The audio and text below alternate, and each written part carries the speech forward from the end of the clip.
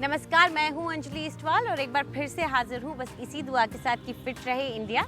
Heart attack के बारे में तो सभी लोग बहुत कुछ जानते हैं, उनकी जानकारी काफ़ी अच्छी होती है, लेकिन कार्डियक अरेस्ट के बारे में उनकी जानकारी बहुत ही सीमित होती है। इसीलिए आज हमारे डॉक्टर आपको बता रहे हैं कि क्या होता है cardiac arrest. Sudden cardiac arrest, the word ये अपने आप को एक्सप्लेन कर रहा है। सडन एकदम से होगा, कार्डियक हार्ट के रिलेटेड है, अरेस्ट मतलब हार्ट बंद हो गया।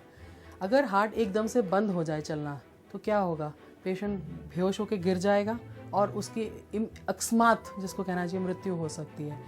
सडन कार्डियक अरेस्ट इसलिए होता है क्योंकि हार्ट का जो लोअर चेंबर जो रिस्पॉन्सिबल होता है ब्लड सप्लाई करने के लिए इस पूरी बॉडी में, वो एकदम अरेस्ट में चला जाता है। वो बहुत फास्ट बीट करने लगता है। Instead of contracting like this to pump the blood, वो इस तरह से क्वेयर करने लगता है, एकदम बहुत फास्ट रेट में चला जाता है, जिससे ब्लड प्रेशर फॉल कर जाता है और पेशेंट की अकस्मात मृत्यु हो सकती है। इसका इन्वेस्टिगेट करने से पता लगता है। हमें सबसे पहले simple investigation like an echo diagnosis के हार्ट फंक्शन कमज़ोर है। एक ईसीजी हमें बता सकती है कि हार्ट अटैक हुआ है, हार्ट अटैक का रेजिडुअल डैमेज है हार्ट में।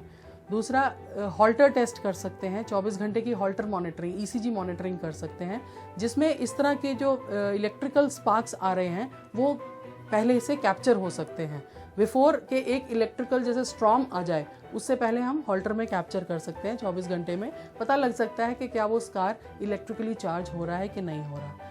अगर ये सिंपल इन्वेस्टिगेशंस हम कराएं तो इसको पहले ही हम वो पेशेंट को पिकअप कर सकते हैं कि ये patients are more prone to sudden cardiac arrest, और उनको हम प्रिवेंशन थेरेपी बता सकते हैं।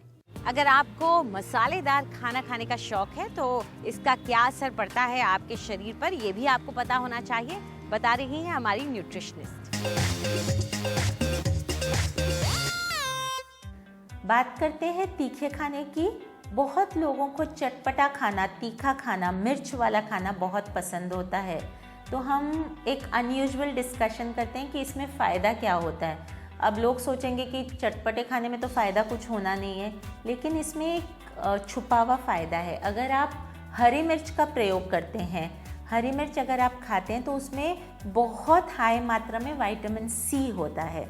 तो विटामिन सी जब आप इतने मात्रा में यूज़ कर रहे हैं, आपकी इम्यूनिटी लेवल हाई होनी शुरू हो जाती है। अगर आप हरी मिर्च का खाना खाते हैं तो ये आपकी बॉडी में हीटिंग प्रकृति पैदा करता है। इट मीन्स कि ये आपकी बॉडी में पित्त की प्रकृति को बढ़ाता है। अब आपकी बॉडी में जब हीट बढ़ेगी तो आपकी बॉडी में फैट बर्निंग प्रोसेस शुरू होता है।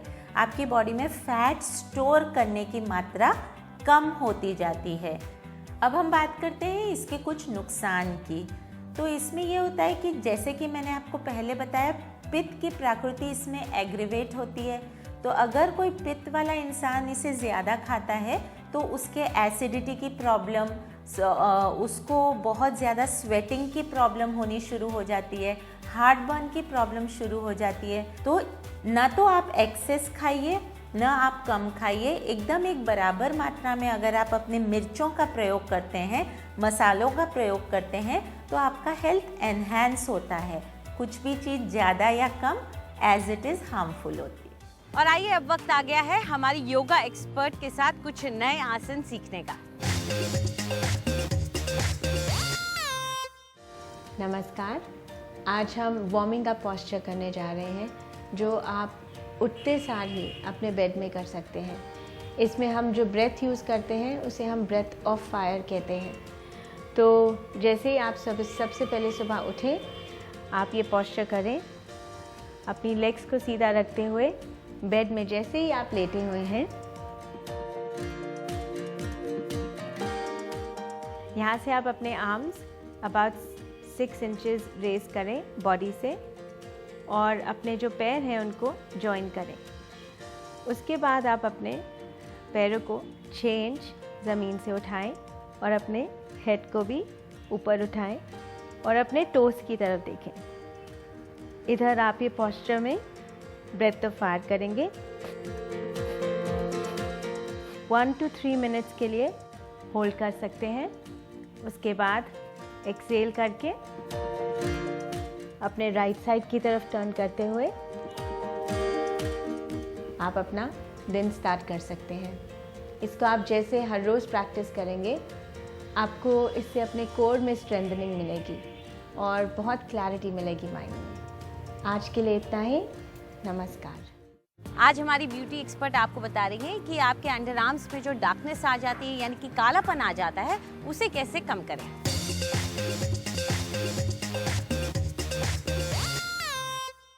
नमस्कार।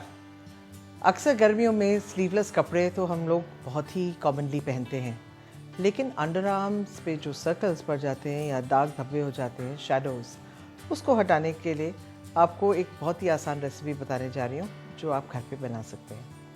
इसके लिए आपको चाहिए ओटमील यानी कि जौ का आटा, जो आप बहुत ही आसानी से ले सकते हैं। ये एक स्क्रब ऐसा है जिसमें दोनों exfoliating action and lightning action आपको मिलेगा। और इसमें हम डालेंगे rice powder about 1.5 teaspoons, lemon juice approximately आधा नींबू का रस, और इसमें another one of my favourite ingredients is milk.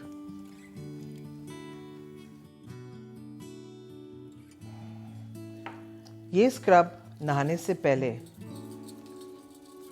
Arms पे लगाना है।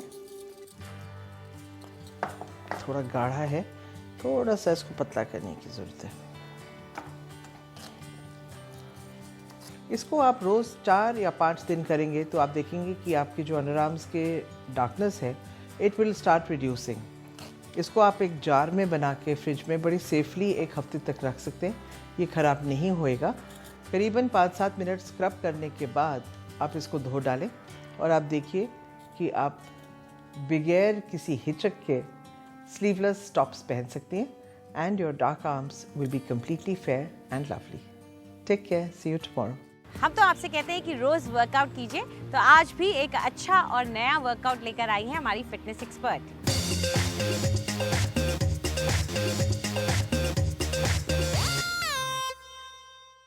Good morning.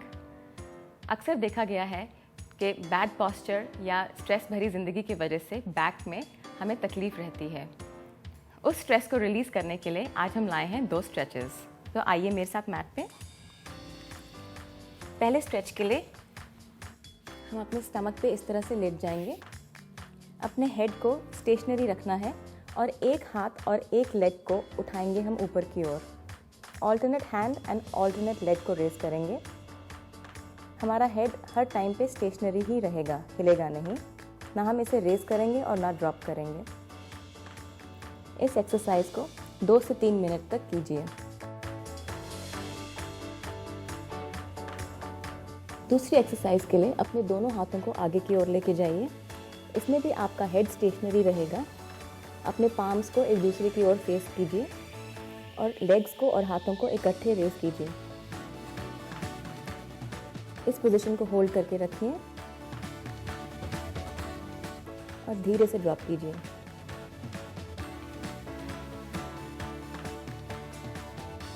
आपको एक मज़े की बात बताऊं, इन एक्सरसाइजेस को हम कहते हैं सुपरमैन, क्योंकि आप सुपरमैन की तरह स्ट्रांग हो सकते हैं इन एक्सरसाइजेस की मदद से। इन दोनों एक्सरसाइजेस को आप घर पे ट्राई कीजिए और अपने बैक में आराम पाइए। हमारी मेकअप एक्सपर्ट से जानिए कि एक अच्छा और सही मेकअप करने के क्या है डूज एंड डोंट्स।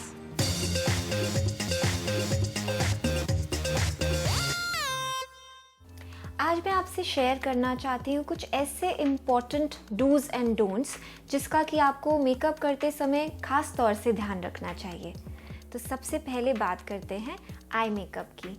अगर आप आई मेकअप थोड़ा सा ब्राइट पसंद करती हैं या स्मोक्ड अप पसंद करती हैं या काजल का बहुत ज़्यादा इस्तेमाल करती हैं, तो आपको चाहिए कि अपने लिप्स से थोड़ा बैलेंस कर लें उसको, यानी कि लिप्स पे सटल शेड्स लगाएं, बहुत ज़्यादा ब्राइट शेड्स ना लगाएं। बिकॉज अगर हमारा आई एंड लिप कलर दोनों ही बहुत ब्राइट हो जाते हैं तो हमारी पूरे लुक से एलिगेंस चली जाती है। सिमिलरली अगर आपको ब्राइट लिपस्टिक्स लगाना ज़्यादा पसंद है, जैसे कि रेड या हॉट पिंक, तो मैं आपको रिकमेंड करूँगी कि आप अपने आई मेकअप को सटल रखें, जैसे कि just apply gold eye shadow with a nice eye liner, या फिर आप स्मोकी आइज़ कर सकती हैं, या फिर आप जस्ट एक शिमरी शैडो लगा सकती हैं इन पर्ल कलर, या फिर जस्ट एक विंज लाइनर के साथ में एक bright lipstick. I think that will really make you look very elegant and classy. Hope आपको मेरी ये टिप्स अच्छी लगी हो। Thank you. फिट रहे इंडिया में फिलहाल इतना ही। आपको हमारा कार्यक्रम कैसा लगा हमें ज़रूर बताएं। आप अपनी राय हमें ईमेल कर सकते हैं fit@ndtv.com पर। चाहे तो आप हमारे साथ ट्विटर पर भी जुड़ सकते हैं। इस्तेमाल कीजिए #फिट रहे इंडिया। फिलहाल पूरी टीम को इजाज़त दीजिए। नमस्कार।